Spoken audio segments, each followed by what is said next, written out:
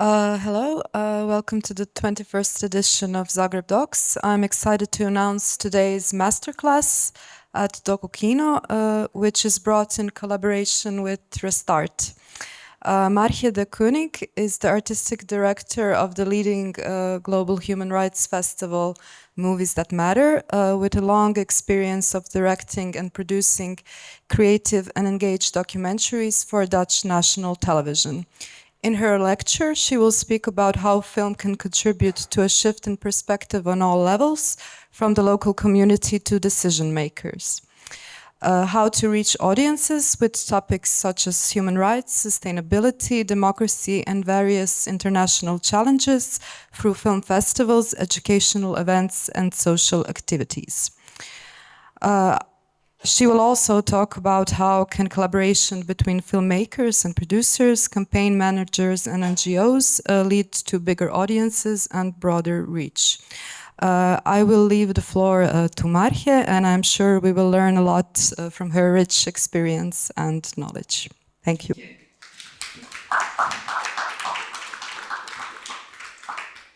Hello, how are you?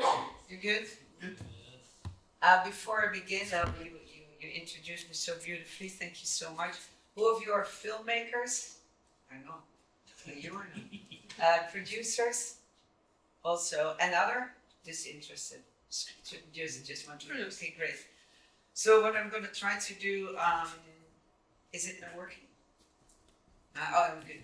What I'm trying. You just. Sorry, I normally have a very sore voice, but now it's triple sore because last week we had our festival till Sunday. So that's why this voice is as it is. Okay, let's dive into it. I'm going to talk about movies that matter, and I'm going to talk about a lot of things. And I just want to introduce myself very quickly. When I was 14, I thought of becoming an actress. And then I was taken on for film school, but for a reason I went to university to study theater and film. I did that, moved on to do a film school in England, and fell in love with documentary and made documentaries for 12 years. Then I was pregnant over a third child, and I thought this is going to be very challenging to still make films. And I moved on to become commissioning editor, head of one of the public broadcasters. And when I was 55, I thought, like, shit, if I don't go now, my career will be, yeah, surely a filmmaker, la la la la. But I've only worked for the public broadcast, and I thought that was a very depressing thought. So I was asked to become artistic director of Movies That Matter. And why? Because I thought, like, I've always worked in the field of the crossover of filmmaking, human rights, social issues, and the impact of it. And I thought in this festival I can really do that.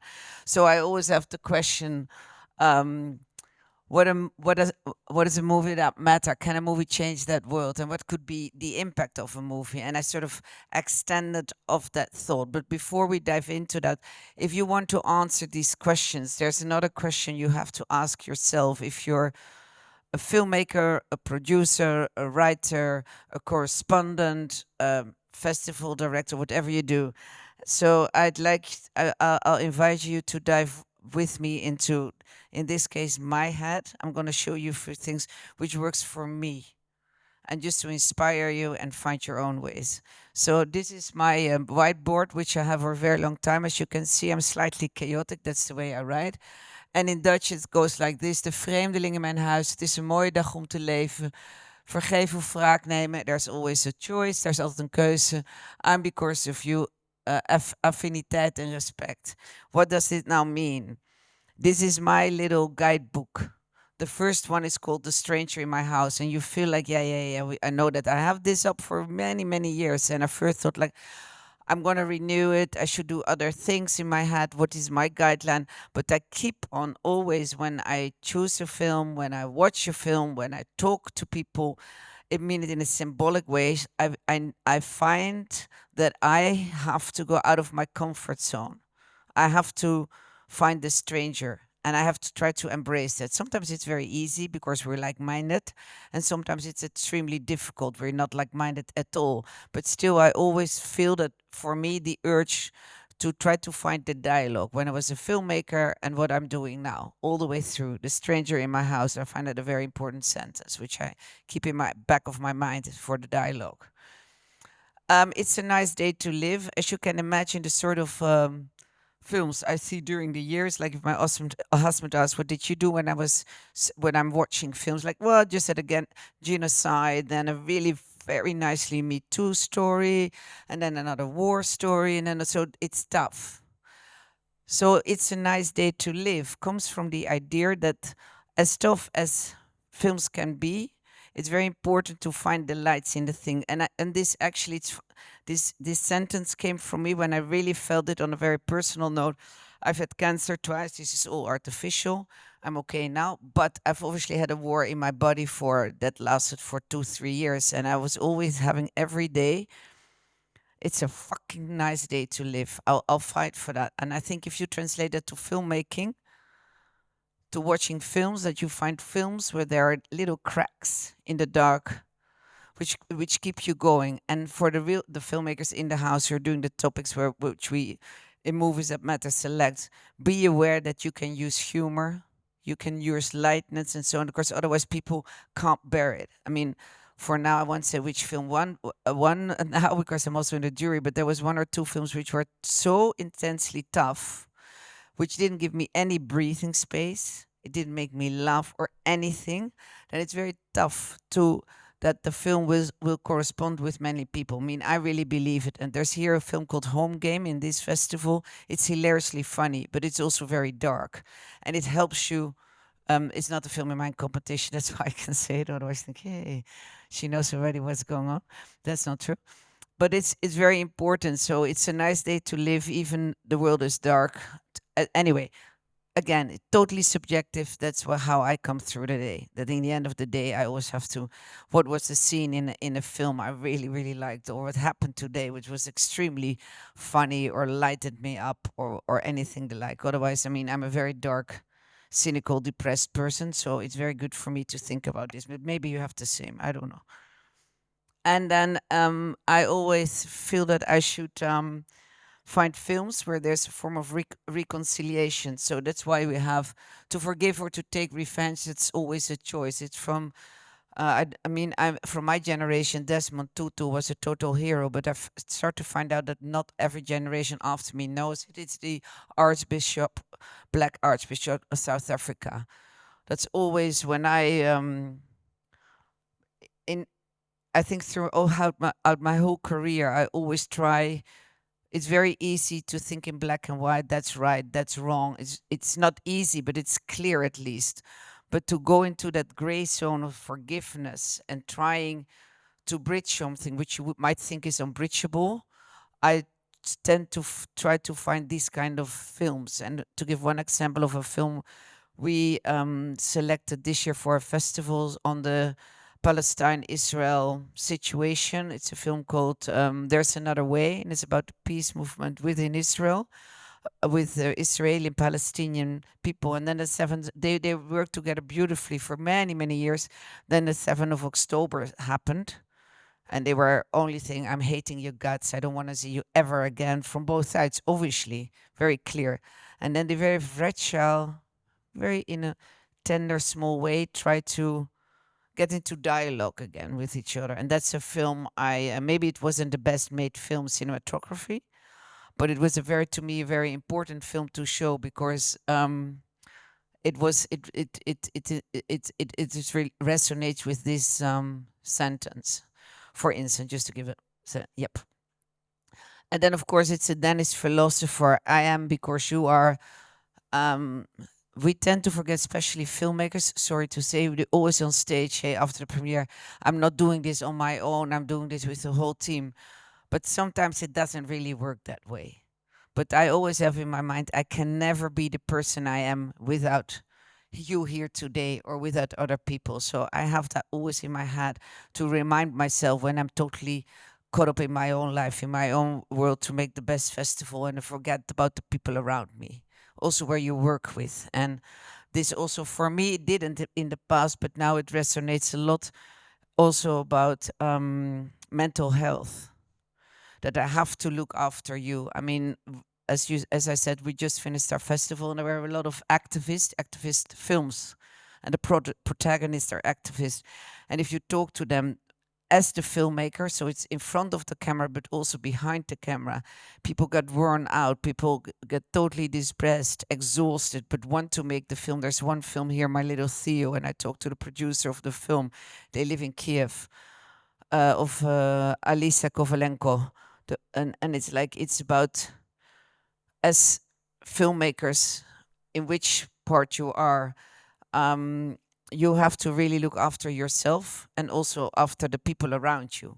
And that's something I have more and more in my mind, that we, if we want to keep on making the films in the time frame we're living in, we need to look after it. And it sounds really maybe simple, or like where she talking about, of course we always talk about in front of the camera or the next film, but I really believe in this, as I believe in, if you do all this, that you have to have your, I always say you have to have your mind, your heart, and your soul, and these three should be interconnected if you want to make films or work with film, because it's tough, and it's not that a reportage of 6 weeks, half a year, as we all know, and we'll dive later into film and impact. So you're with a film for years. It's not, and you worked with the protagonist for years.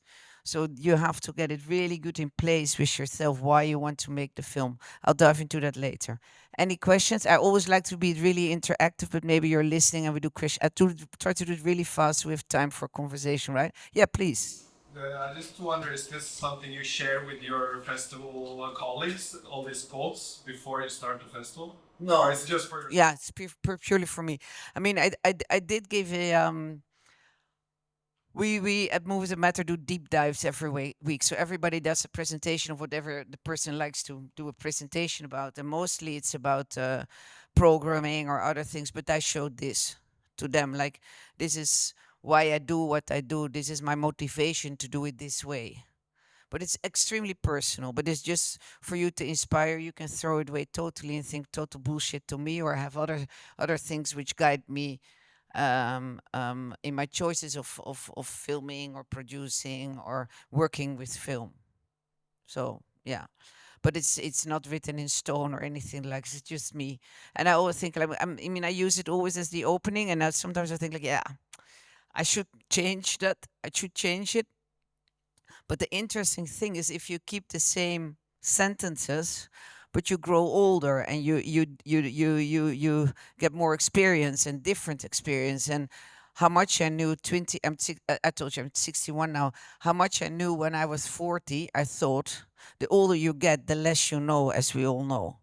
Because you know so much, but what do you really know? So I tend to stick to this and then give it every time a new interpretation. So to you today, I said something different than when I did the presentation 6 weeks ago, because it felt differently. The world was different 6 weeks ago as it's now. I mean, the pressure on, for instance, for I Am Because You Are, it became a far more, it started as a cliche, this sentence, like, yeah, we are a team, we are a team. But it becomes far more, it deepens very much, because we had at our festival, for instance, I had a very sharp panel on internal and external censorship. And then to talk about this sentence, like who owns the story, etc. It's also about this. Can I make that film without you, or can I only make it with you, or should I exclude you, or who should I not exclude? So it gets everything another to interpretation, if that's an answer for you. Okay, very shortly, but I'll do this really, really quick. This I'm gonna send here is easy. Oh no, that's not easy for you. Just to give you a little bit of a feeling what Movies That Matter. It was founded by Amnesty International. Of course, they felt like we can write all these pamphlets and so on, but if you show a film on the topic, shit, it has such an impact on people. We have conversations about it and talks about it. That's how it started, with 6 films.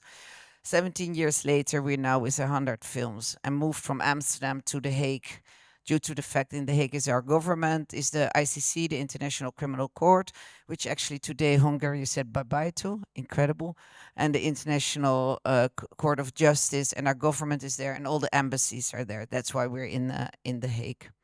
So we have a huge educational department. Like in 1 week, we had 6,000 students, pupils between the age of 12 and 18 coming to the festival.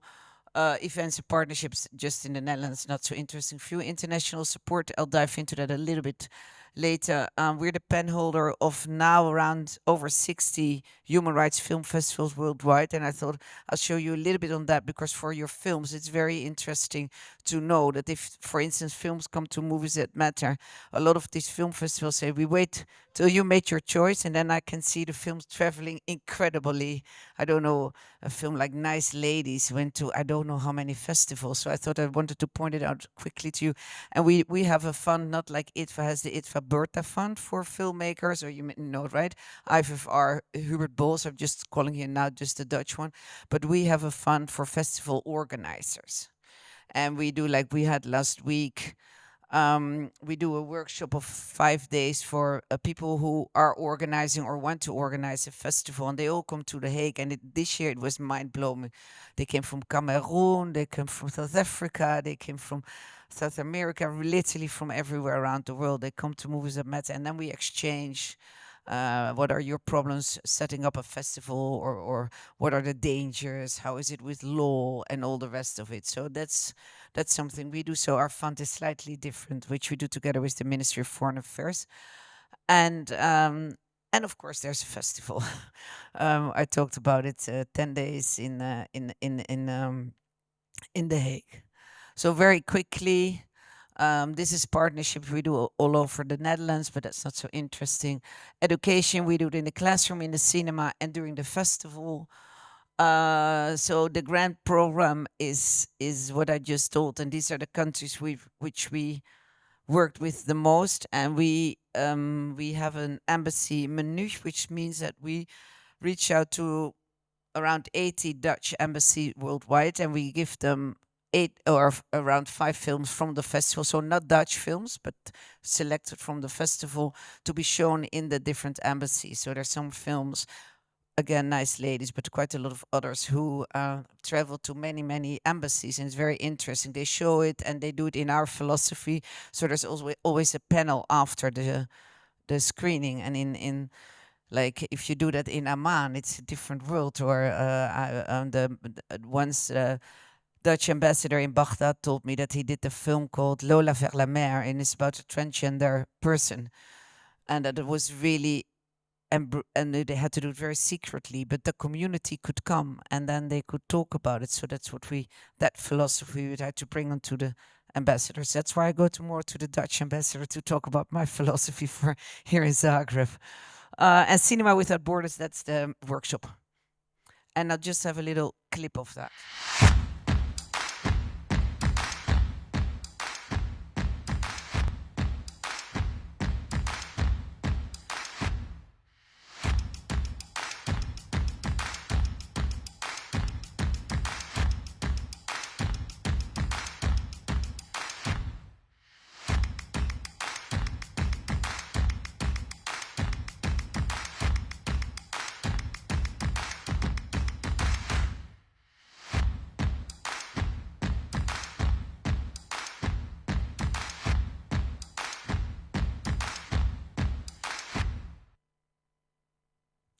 Okay, so just to give a flavor, so it's really the network exists from.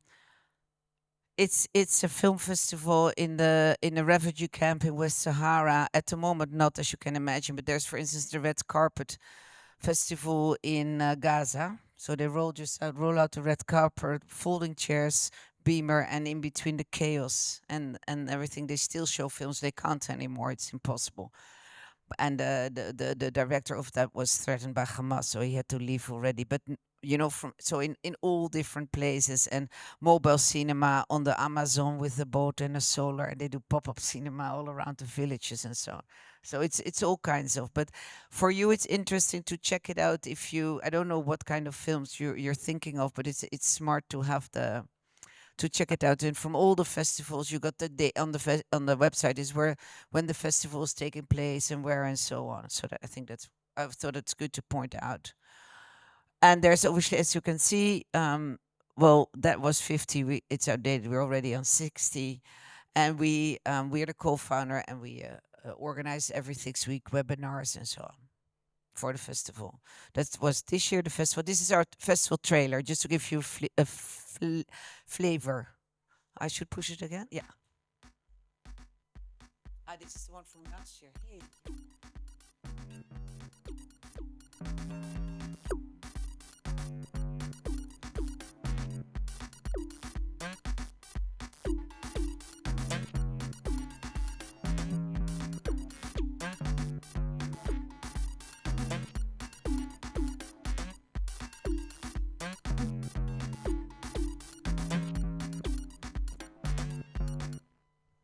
Okay, I thought I asked them to do the festival trailer of this year.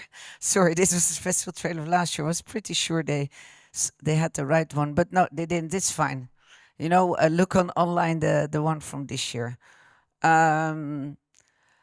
So just very shortly about the festival, The Hague. Now we're at 250 screenings. Now we're at 200 films, and what our important thing is that we have in-depth panels after the films, and that's where we start with the impact.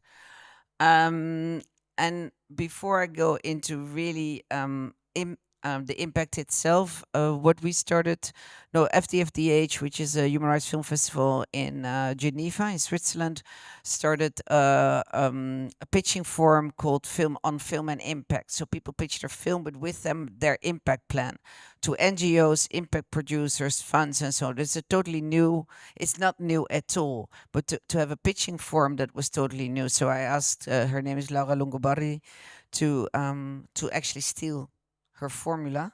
So we work very closely together, and we do that as well. So this year, last year, something like 14, this year, 10 film projects from all over the world pitch their film with an impact plan. And what the beauty of is, before I'll jump into how we do it, is that when you're, I don't know, if you have, has anybody been ever to pitching session in ITVA or Hot Dogs or that kind of places? Like, yeah, you know it. Like, I mean, I've been pitching in ITVA, I've been moderating there a lot, and it's really business. It's B2B, and it's sharp, and it's, I like the film. No, I like the film. And when you're last week in a pitching forum we're having, it's like, so what is your film? Where are you looking for? And the whole room is going, you should really meet that NGO, or you should go there to find impact for your film. And that's I think it's a new way of thinking. And then you can generate money. I mean, not for your production. Sometimes you do. There's always sales and distributors in the room, but it's a very other way of thinking, and it's far more about a collective thing to help the films further, instead of at these pitching forums, just very individualistic, doing your thing basically. So that's what I personally like. Okay, then am I in front of this now? Should I stand here a little bit? So what we do, how to create impact through film. Is it a tool, or is it a weapon to change and influence opinions? Impact can be from grassroots to game changers to politics. I'm going to give you some examples. That's how we look at it. Influence from local to international politicians, embracing film to break down barriers. And who could be your partners in this? So this is really out of the bubble of the whole film industry. It's NGOs, it's funds. There are distributors who are totally interested in having a film being distributed outside of the festival circus, or selling it to broadcasters, but bringing it to universities, to parliaments, to grassroots organizations. And you know what? Every time you show your film, you get money as well. So it's not that you don't earn at all in this, but you do get you gain some money back. Of course, impact producers, some broadcasters do, is there are quite some philanthropes who really believe, who are totally loaded in this world and think, I have to do good to the world, and believe in the first one, film as a tool. I like to say a tool to be a change gamer and contribute to maybe a better world. Who knows? I don't know, but at least we can try. Up until now, it didn't work so well, I'm afraid.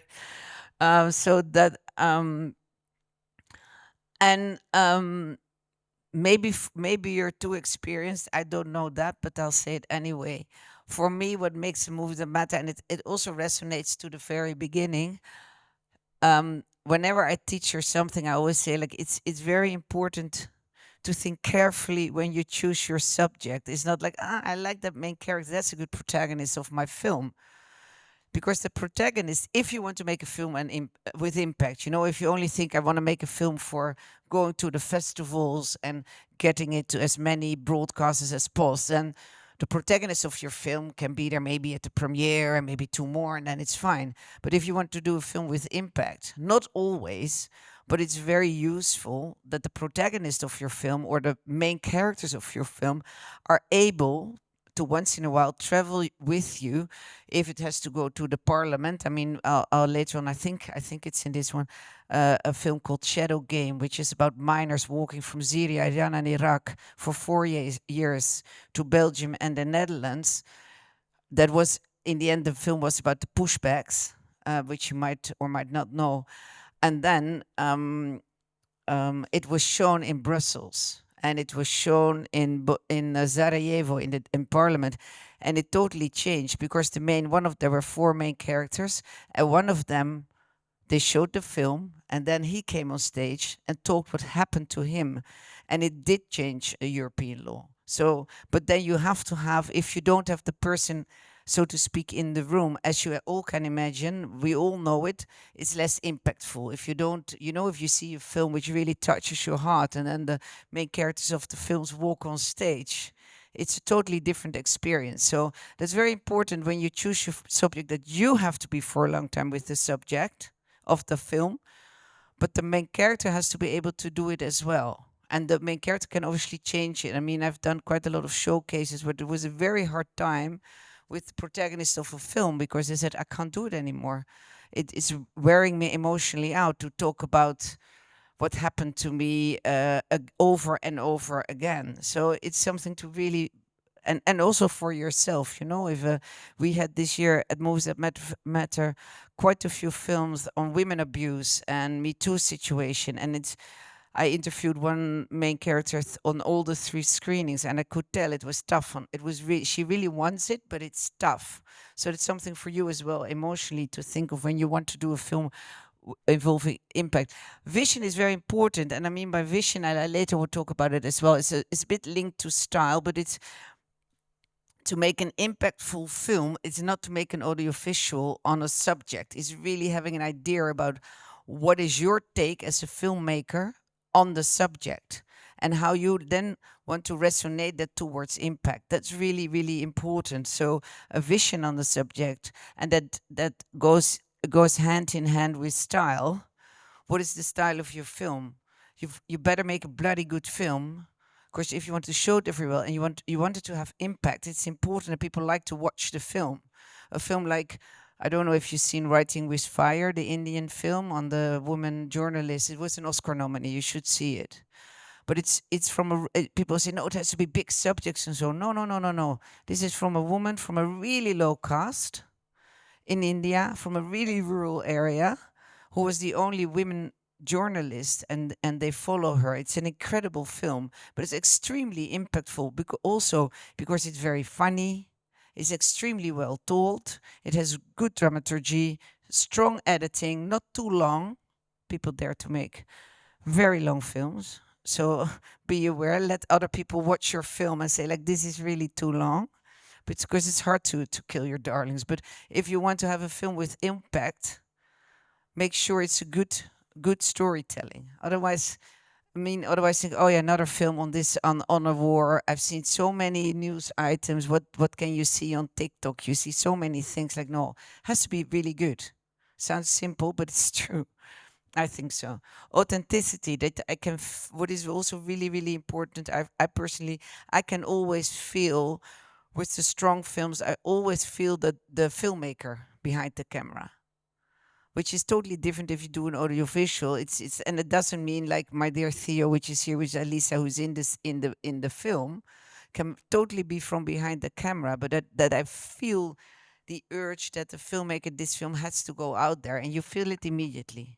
I mean, I do. I mean, obviously you've seen many films. So authenticity towards your subject is and towards your filmmaking is really important if you want to make an impactful film. And with that goes, what style do you choose? If you do a totally fly on the wall, be aware that it really had to be a fly on the wall, or it was just easier just to follow somebody, or you're only doing it with a certain lens, or only with no drones, no, or only drones, or whatever style you choose. But be aware and make a conscious choice. This is a little bit which I always put in because it's very close to my heart. And then actually the style is less important because the film is so important. There's a film, Nasrin, and it's about a human rights women lawyer in Iran. And she's constantly in and out of bars. The only way to make a portrait with her was with, I think, 12 anonymous filmmakers with mobile phones in the streets, and in the houses they could film her, and obviously not when she was in the prison. So then the style doesn't matter so much. And for me, and it goes hand in hand with the filmmakers. I mean, I don't have to lecture anything of how many filmmakers over this last year, the worst, were killed or had to flee their countries. I mean, I'm pretty sure you know all the stories as well as I do. So for me, there is always hero, and I always point that out. And they show that raw reality of our society. They need and deserve full international support and organization funds. So what I feel that we should be doing, and then I'm talking about film festivals. And you could always knock on my shoulder when you have a film like that. Hey, woman, you said that. Show the film. The impact is a long period of time, be where the content then is prior than the cinematography. Maybe, do you know Burma Fiji's? Anybody knows Burma Fiji's? Long time ago, film in Burma, everything was banned. There was no possibility to film. No, all journalists were kicked out. And they made a film on the mobiles on the back of a scooter and smuggled the material out. And that was the only way. But they have to, of course, flee the country as well after that. Otherwise, well, we all know. And that's the same kind of films we're getting now. Mr. Nobody Against Putin is a film in the same category that he was filming. Had to smuggle it all out. BB Files, same. They have to smuggle it out of the country in order to show the world what Mr. Bibi Netanyahu really is, for instance. And so I feel very obliged to show these films, personally. This is more for safe and security. I don't know if it's for you, but it's a part of impact, which I think is very important. It's a book written by Doc Society, who you might know. You know Doc Society? Is that it's in London, and it's really helping. It's a fund which gives money to funding to films, but also if you're in a very dangerous situation and you need lawyers, they're there to back you up with lawyers. And they have, when you're more in those dangerous types of films, it sounds like when you say it like, yeah, but you have to think about it.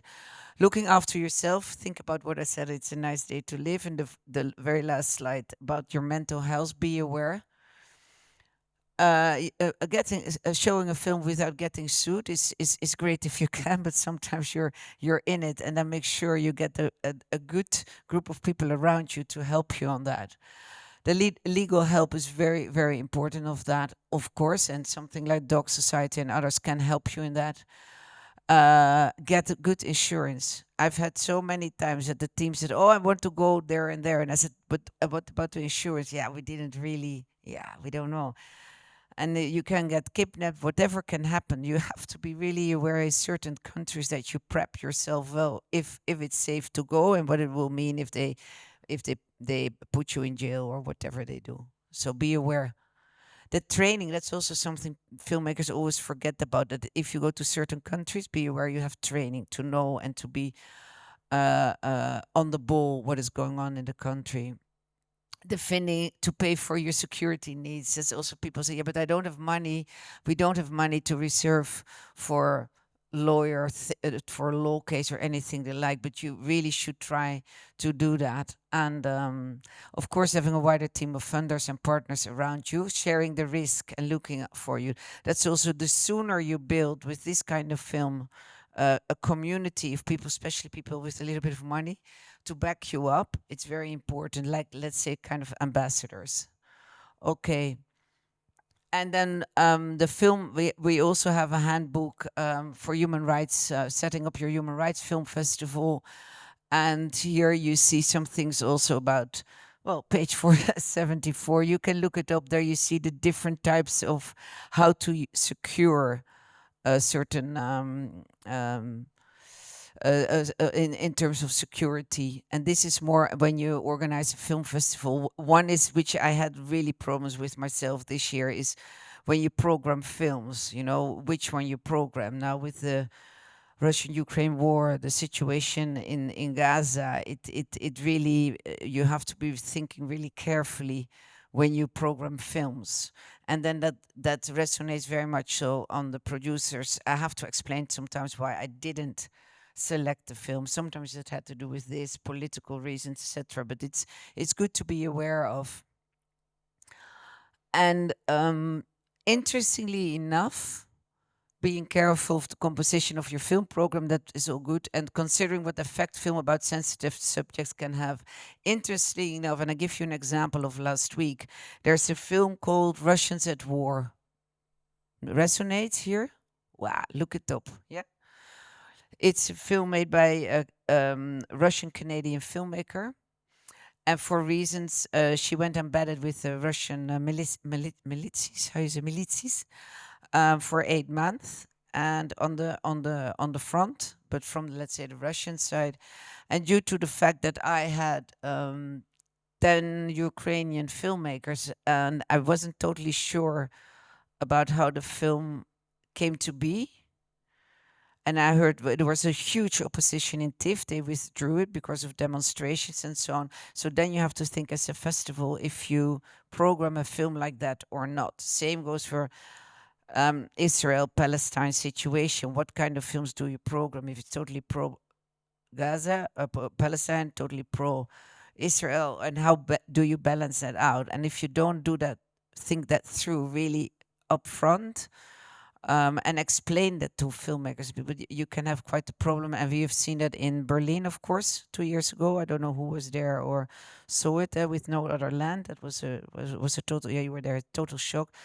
Of course, with ITVA and this year ITVA a little bit again. So it's very important to single out the risk. What I personally do is we have over something 25 moderators or so in our festival, and I'll talk to all of them and explain the choices I make and why I make them. But I have that explained that obviously also to the film teams, why I choose their films or why I didn't choose their film. And a lot of people were surely very disappointed, but to explain why sometimes, yeah, it's composition, but it's also political risk you take and you can't take as a festival in this case. Always good to know that there's filmmakers at risk. They're very active at the moment because, of course, for what was it, Haman? Yeah, from the No Other Land, which you have not missed, I'm pretty sure. So filmmakers at risk is always a good one. If you're ever in a situation or friends are in a situation, we're partnering with them. Very important group to support filmmakers. Okay, and now I want to dive into how can you create impact? A little bit of theory. Questions, by the way, you're all good? You're all good? Okay. So what I said, compelling story, meaning make a bloody good film. If you want to it be shown internationally, make a good film. Sounds very easy. How do you make a good film? Have a good story and bring in people, especially in the editing, who you maybe do not know anything about the film, and let them watch it. I've had it so many times when I've been, as you can imagine, married to edit suites, and then I said like this and this, I think that should be changed. And then sometimes filmmakers say, yeah, but we showed it to a lot of people and they really liked it. I said, I don't give a shit. Who are they, by the way? Yeah, they were friends of my friends of my friends. They knew about the film. Yeah. Don't listen to them. Some, but mostly show your film to people who have no clue and can be critical. Then you make the best films. Because if you don't want to only make it for your own bubble, if you want a film with impact and would hopefully preferably reach also people who are not preaching for the choir films or the audience, you have to be prepared as the filmmaker or the producer to open up the mind towards how the film is edited and that it elevates itself to that international level. If that's your goal, right? If it's not your goal, fine. But if that's your goal, then it's helpful.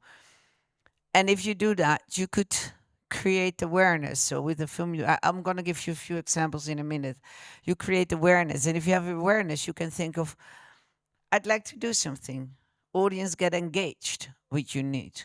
And then you can create a stronger movement. And once you can create a stronger movement, and that movement can be from politicians to grassroots, then you could create, who knows, social change and create impact. That's a bit of this model where we work with a lot. So changing the mind, and then working this out a little bit, changing the minds, building awareness on an issue and shifting how it is perceived, right? So that people go to the film and think like, shit, I didn't look at from that perspective. Changing behavior, actively mobilizing people to do different, not just think different. So when you see the film, you think, maybe I should in my own time, or I want to show to other people that things could start to change. Building communities, bringing people together around a cause is very important. And changing structures, influencing law or policy. So building these communities is very important. They do it a lot with crowdfunding, sign this petition, or that sort of thing. These are all ways, and I see it more and more at the end credits of a film. You know, we need some money, crowdfunding, and sign petitions, or come into action on blah blah blah, and it works. And what is very interesting, what I find very interesting, that I sometimes ask people, so, okay, you want to create impact. What is your research? And then there's research very little. So it's really important. Research political, social, cultural context, power dynamics, books, articles, other films. I ask very often when I give pitch training, what is your benchmark? Which films do you really like? Which films you look up to? Which films, if you say, I want to make an impact film, okay, give me 3 examples, and they have no clue. Very unhandy. Do your research. People ask me so often also, do you know some funds I can go to? And I always say, as a counter question, what film did you really like? Or could you advise me on a sales? I said, what film did you like? That film. I said, did you wait till the end credit? No, I didn't. I walked out. I said, I don't need it anymore, but I cannot leave before I've watched the end credits, because I want to know who's the sales. Oh, so this sales agent got this film. Fuck, that's interesting. There's a fund which I never heard of, never thought of, is investing money in this film. It sounds very simple, but people don't take the time to think this way. If you want to really make a good film, you need all these people. So if you have a sales who did it on that subject, quite likely it will do it maybe on your film as well. And they were like, really, really, that's a really good tip. And I said, that's why I'm hyper smart. I'm so smart that I wait till the end credits. Not rocket science, it's just doing your work, in my opinion. And brain trust is also really, really important, to not think I can do this subject on my own. Mostly, your subjects is done in film hundreds of times. That's all good, but if you go back to a few slides, it's your interpretation, your view, your way into the subject, which makes it unique. But on the subject, most of the time, university have whatever dissertations on it, or articles, or what have you. And people they're so caught up in this film that they forget that there's a whole world where they can get information from, and make your film stronger, and also get ambassadors out of that, actually, which is really important. But people forget about it. That's why I like a little teacher. I tell you. Tapping, of course, into existing movements. What I always find fascinating sometimes with impact, that I ask, but I know this group on the same topic, but just slightly different, or in a different country. Oh, really?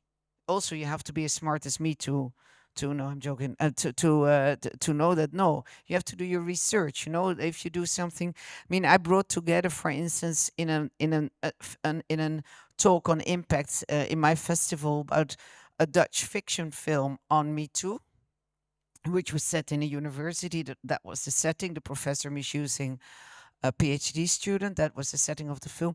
And I linked it to something. You're like, really? It's called Devi, and it's a film about set in Nepal. And in the 90s, there's been obviously a horrible war, and rape was used as a weapon of war. And one woman stands up. That's the activist. and starts a whole movement to get the law that it's recognized as a crime war. And I put these two women together. So, and you first think people were like, Margje, it's about university and in the Netherlands, and you're talking women in Nepal about rape as weapon of war. In the end of the day, the conversation was amazing, but in the end of the day, the mechanism was the same. And they're really talking now like, yeah, we should really work together. So the filmmaker from Nepal and the filmmaker from the Netherlands. So it's also thinking in your own way out of the box and trying to find new inspiration and new ways. Anyway, so that's my crazy brain works like that. Also think about for who are you want to if you want to talk about impact, who do you want to target? Like communities represented in the film, sure, but it's also good to go in the bubble and show it to people who have gone through this and for who is it maybe a trauma or whatever it is, and go to this community screen. It's healing for them and you learn a lot. Experts and academics, surely, because they can be change makers. Brands and companies, oh yeah, that I also find interesting. It's like in the human rights world, not so much that you think like, I'm going to do a Tony Chocolonely, or what is here, a commercial. Is there a commercial brand supporting this festival or something?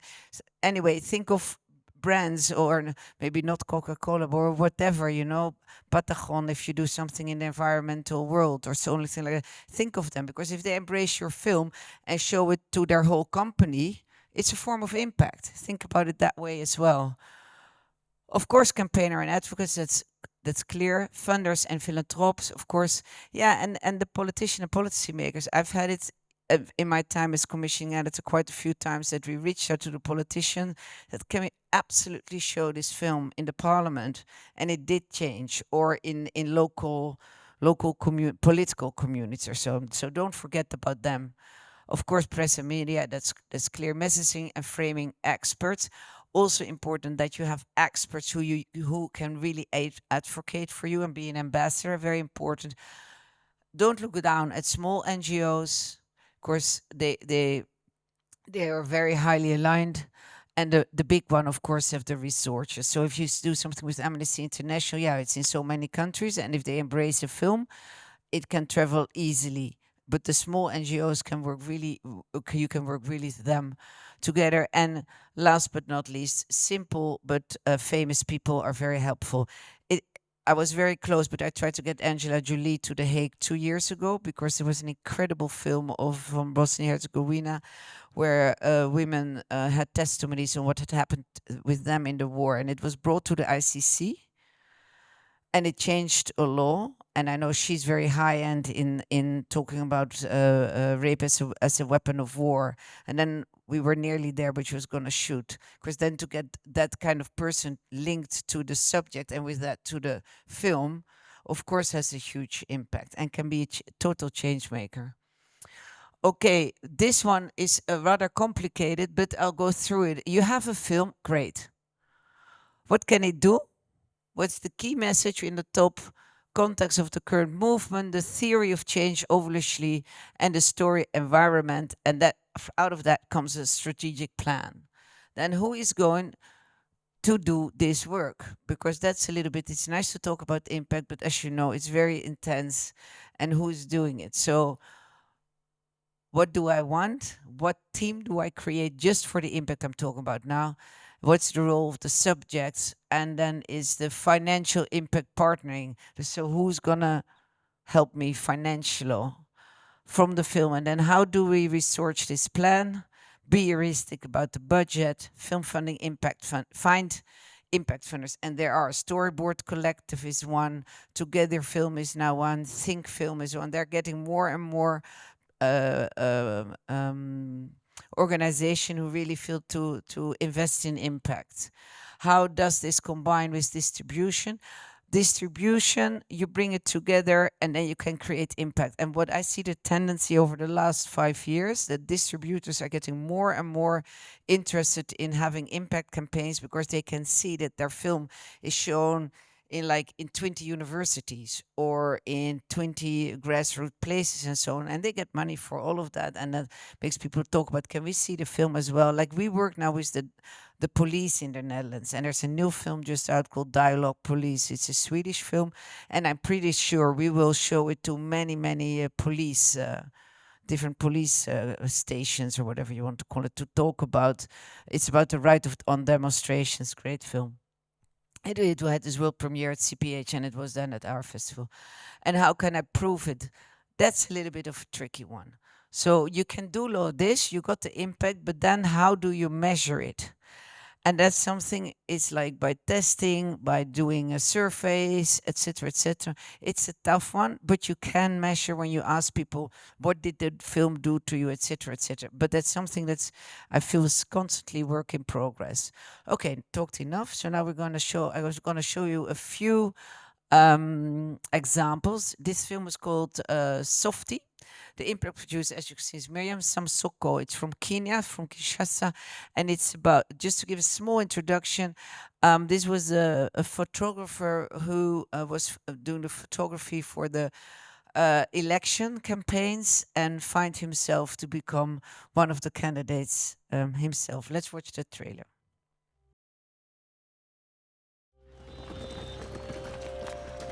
My father who was in heaven, my dad got hurt by the police. Please tell him to get a better job. In Jesus' name we say amen. Amen.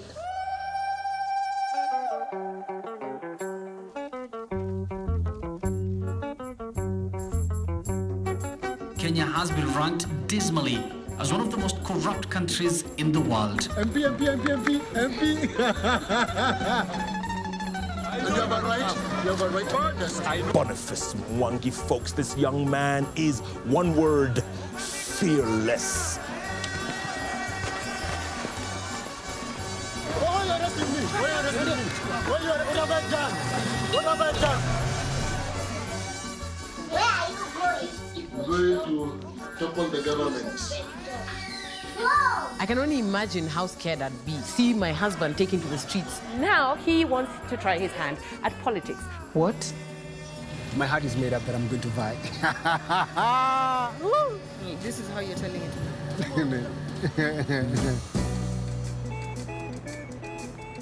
Ako tu sawa, ni bora tu ape hiyo.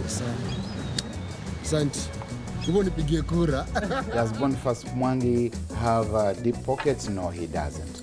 Is he on the right side of the tribal kingpin? No, he's not. He is going to be a casualty of other forces beyond him. Do not come home. They will kill you. Activist Boniface Mwangi receiving death threats that for the first time target his wife and children as well. It feels like just jumping into a river of crocodiles.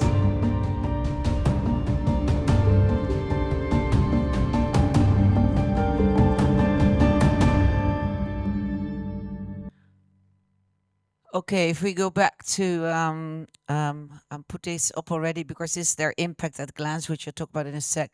So in this film, if you talk about dangerous films, his family, his wife and 3 kids had to flee to LA for like 10 months and then they could come back.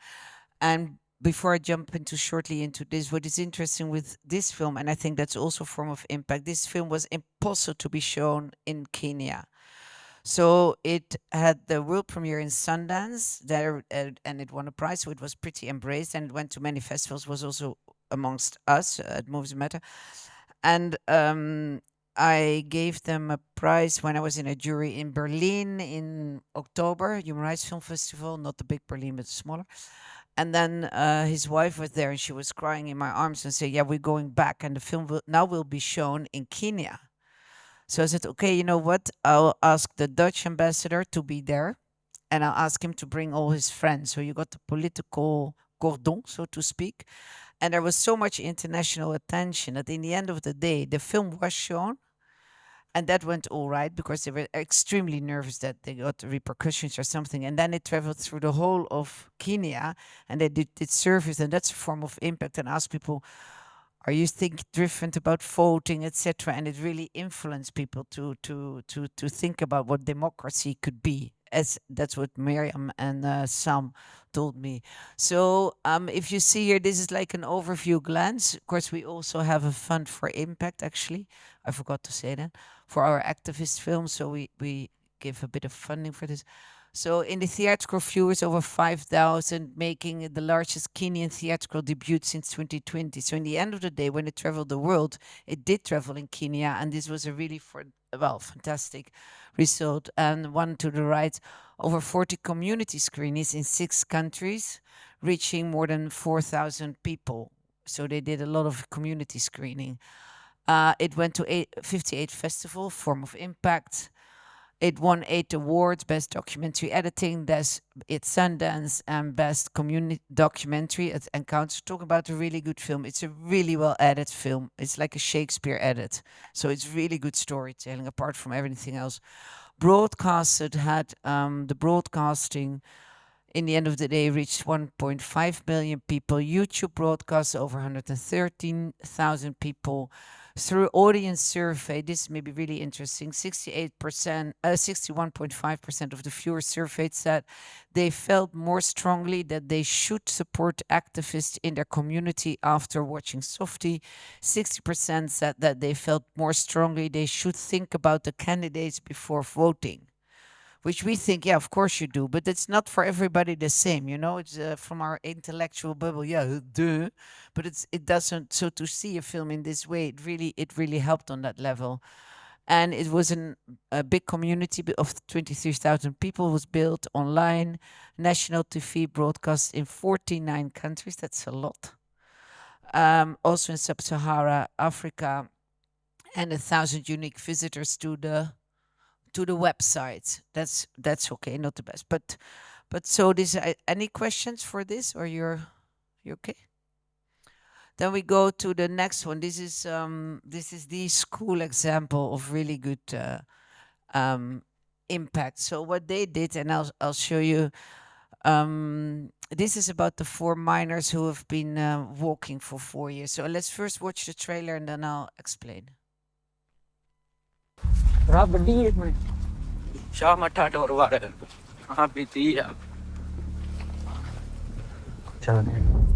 Control हो गया सारा शहर.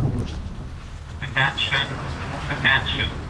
I'm warning you that you're at the Hungarian border. If you cross illegally or attempt to cross, it's counted to be a crime in Hungary. I'm warning you to hold back. أنا وأخوي شيرو هربنا من عفرين، من سوريا عفرين. والله أنا قافور في منطقة صم بس الخربطة ومشاكل والحروبات. مشكلتي لا أقدر أرجع للعراق لأن يأذوني ولا أقدر. أنا كنت مبسوط يعني بسوريا. قذايف، صواريخ، بأكثر بعملات بالحرب. إيه بس هي الحرب. You are asking for me. Will you spend a time there? In an area where you will not have peace, where you will not be able to go to doctor, where you will not be able to go to school. When you spend a life there, you will not spend a life there. Go. It is a mission. If you complete it, you win the game. Be careful. There are different games. Train game, container game, watching game.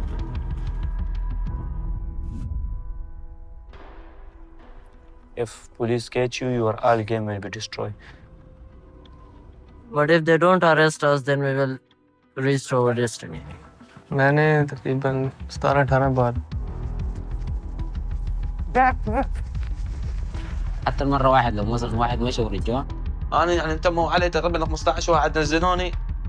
الحال يمه. في إيطاليا. ما تبكي. كنت تروح أي مكان بعد حاول تمشي. It's very dangerous. You will die. If you pass, so you will win. So that's why they called it game.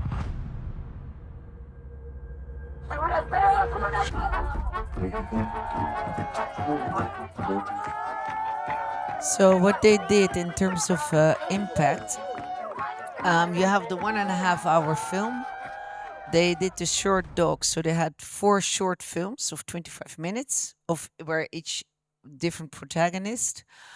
They have a whole impact pakket. That's Eski in the middle. He went to the European Parliament in Brussels and so on, and they did a follow-up film called The Mind Game because he was then in Belgium and he couldn't go anywhere for 8 months because he wasn't legal there, and it really fucked him up.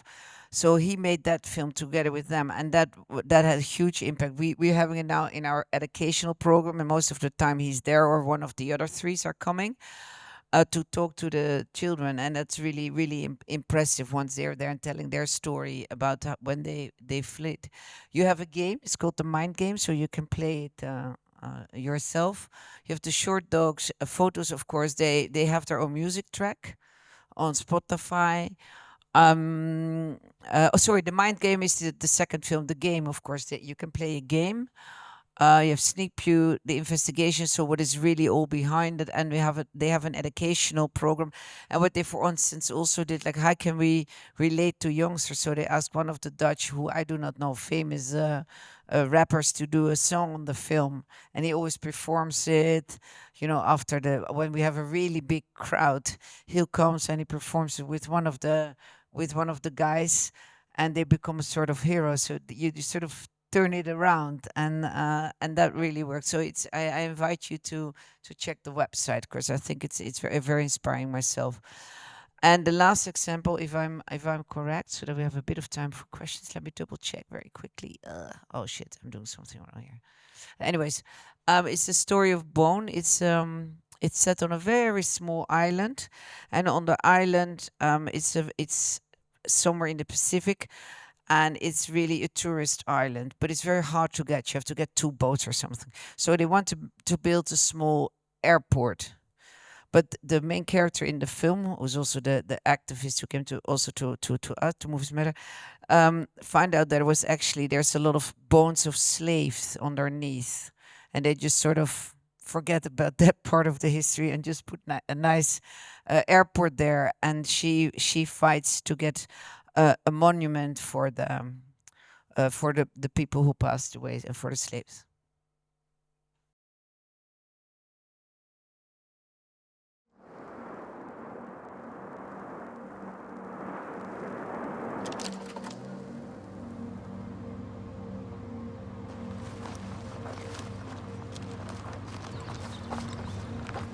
I'm standing on the most significant trace of the transatlantic slave trade. And there is nothing here to show that.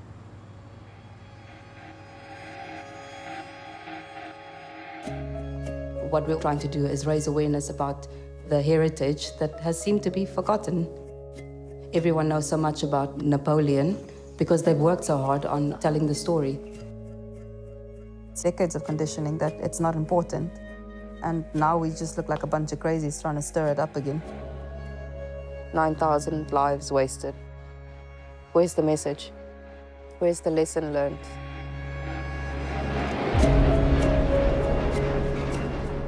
All of this, right up the valley as the upper burial ground. Are you kidding me? This is huge. You don't turn your back on something like this. It's immense. I'm coming here to bear witness because this history is tied to my history. They were making money for hundreds of years off the backs of the people who were laying in that ground. This issue is a global issue. Maybe that's why we've been struggling to deal with it on the island for so long. The slave remains is an uncomfortable subject. Something needs to happen, but it never happens. It's all about trying to build that connection between what lies beneath so we can see what's really going on. I feel nothing but hope. I believe in Saint Helena. But we still need to write the sign. The signs will come, my boy.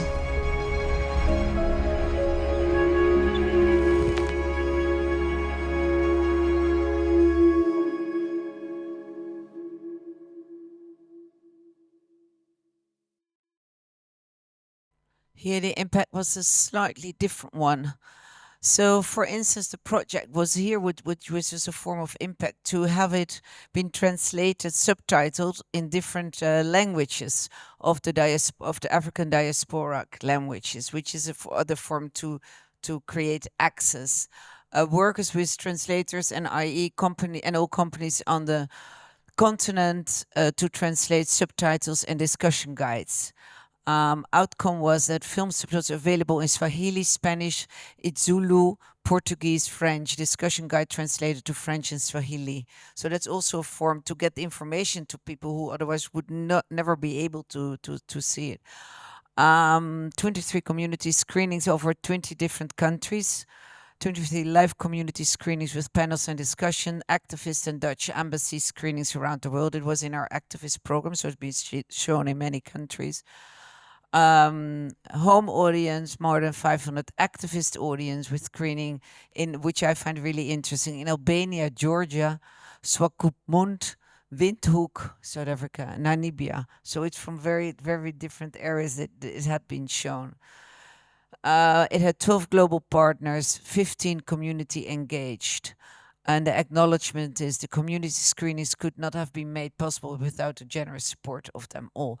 So it's very short, but it's interesting. This is a total different way to in all honesty, in my white intellectual bubble, that impact is to have it translated in the different languages. Apart from that, we do air catch and eye catch, but to think about that as well in this case. So that was that.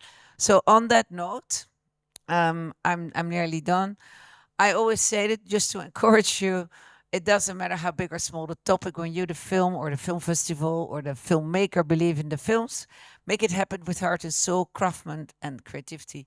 It will always reach an audience and maybe change a few things for the better in this world. I hope. Well, you have to work on that. So this is, I have now, I think, far more. You have to, if you want to make your film happen, you have to travel and also go to festival and meet people. And then, thank you. So that was it. I don't know if you have, I mean, I don't know how long you have for. Oh yes, we need it today. But if you have questions, or maybe later or now, or you're good, you have questions now. Well, you, yeah? I have maybe one. Yes. You were mentioning one film that was, or is in the festival, that is Mr. Nobody Against Putin, right? Yeah. Of course, this filmmaker had to get out, but yeah. I was watching it knowing that he would get out. This is the first scene of the film, right? Yeah. So I was asking myself, like, okay, what about the people in the film? Yeah. You know, we see the teacher that's blinking twice when she was supposed to signal, is the government making you say this? By the students, there's a lot of people who say certain things that, you know, could be potentially dangerous for them in that country. And Russia is not that isolated that not Russian people could see it, and you know this information could travel. How should one deal with that? Here we talked about this, of course, extensively, but the film, when it was shot, it was for the Ministry of Culture, and I was a bit nervous about this part, but it apparently it seems not to affect them at all. In the terms of what is the way what I had with also with fuck this job with Navalny, as they say from the Russian perspective, they don't care so much because in the opinion, and I hope that's true, any film on Russia, they see it as propaganda.